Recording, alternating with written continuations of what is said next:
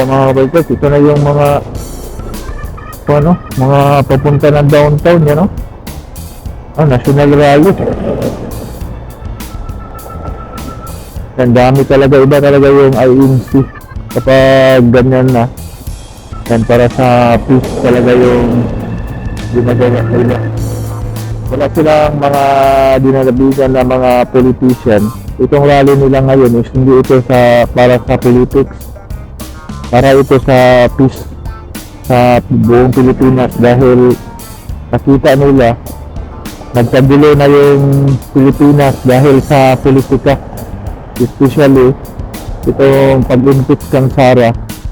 Hindi ibig sabihin na sinusuportahan nila ilang sasakyan na yun.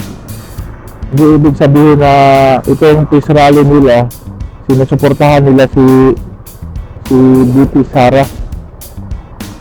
Ang sa kanila is para sa peaceful dito sa buong Pilipinas. Ang dami na dito mga kabikers, galing yata ito sa Region 11, yan. Puno talaga. May ilang bus na ito.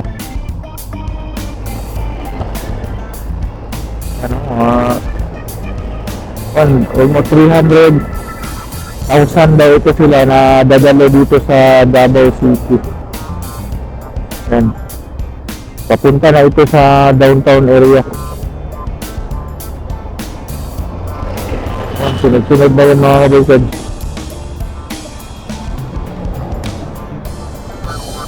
Yan, dito ito sa Davao Coastal Road. Yan, inaabangan natin sila sa pagdating kasi dito yung daanan talaga nila papunta doon sa downtown. Yan, sunod-sunod ito, napakarami nila.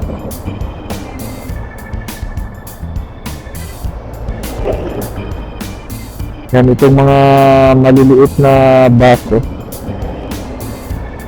Lagaw. Yan, may mga signage sila saan galing. Yan, may mamalat yung bus pa doon, siguro umuihi yun. Sunod, ilang mga sasakyan na yun papunta doon sa downtown.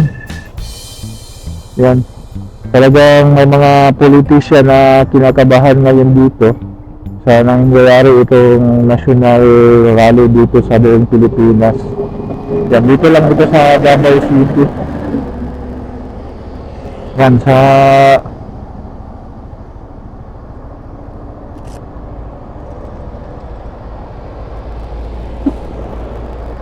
dami na nila mga kabikers.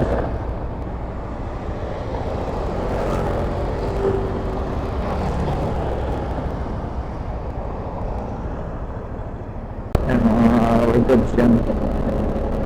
Marami din mga band dito tambay sa Coastal Road.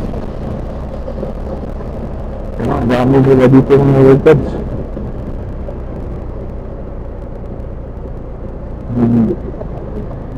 Coastal Road.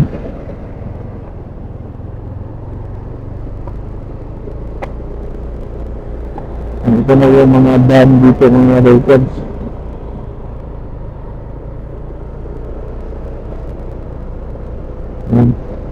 Nasa Coastal Road pala yung tambayan ng mga dam. Galing dito doon ihahatid. Dito sila tatambay sa Coastal Road. Yan, dami nila dito. Tapos nila mahatid doon sa San Pedro. Dito pala tatambay itong mga sasakyan dito sa Davao Coastal Road. Kaya nilagyan dito ng partially closed dito dahil sa mga sasakyan dito itatambay sa Davao Coastal Road. Kaya hindi ito tatambay doon sa may Meron pa yung area. Ihatid lang nila doon yung mga pasahero nila. Tapos dito natatambay. Kaya nilagyan pala ito ng partially closed itong Davao Coastal Road dahil sa mga sasakyan dito ipaparada. Siguro sinabi na mga kan dito na sira, ang dami talaga mga lugar, mga ilang sasakyan na ito, bagong talang doon ha.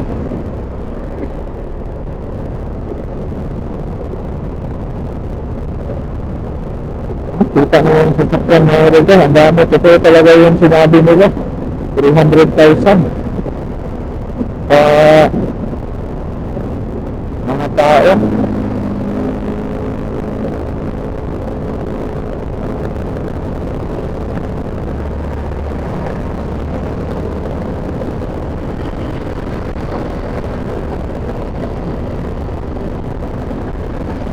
Ito man yung gano'n, di ba matatapos itong mga politician ito? Kung sa dami ng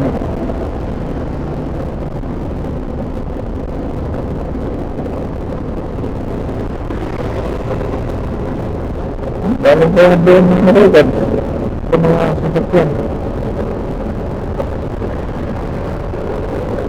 Dito lang dito sa Davao City na elected sa Davao Coastal Road.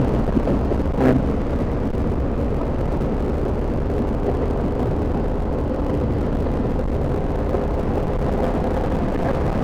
Haba.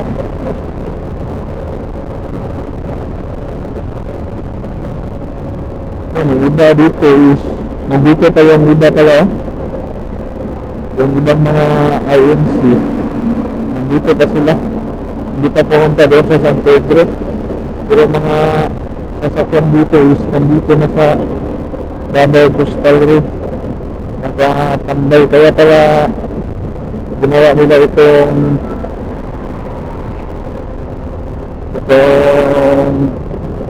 partially closed dito dahil dito sa mga sasakyan dito ilalagay.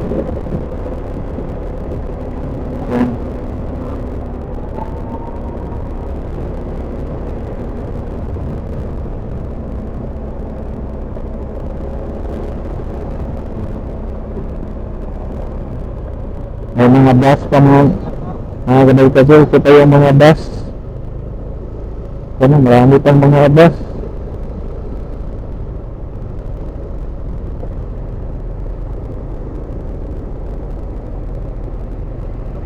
Ito yung mga bus.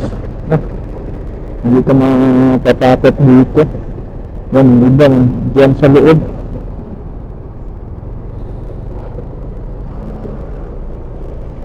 Yung iba, pinapasok na doon sa loob para pumaparada. Yan.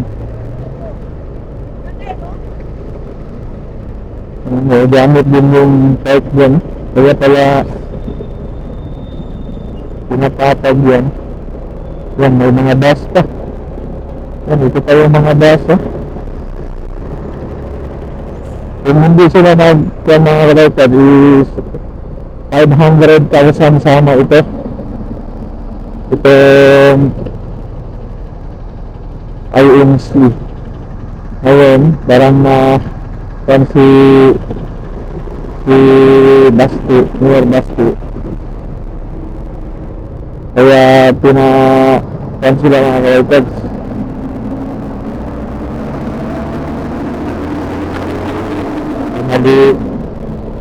Ayan, shout out Sir Pok. Kaya nagkita-kita kami dito. Ayan, supportahan natin yung Iglesia ni Cristo. Iglesia ng Cristo, mga kapatira natin. Yan. Yan.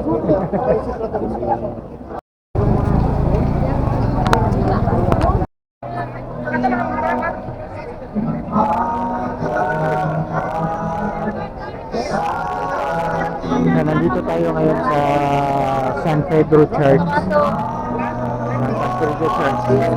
Ito yung San Pedro sa may City Hall. Kaya marami na pumapasok na sila dito sa loob. Yan, may kuan pala ito mga workers. May area sila dito.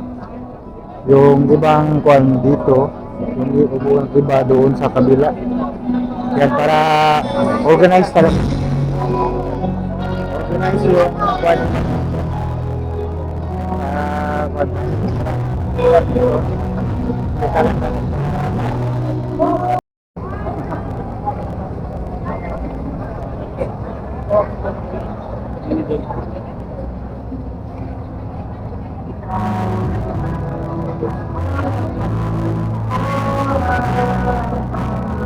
Matik na yan, kwan?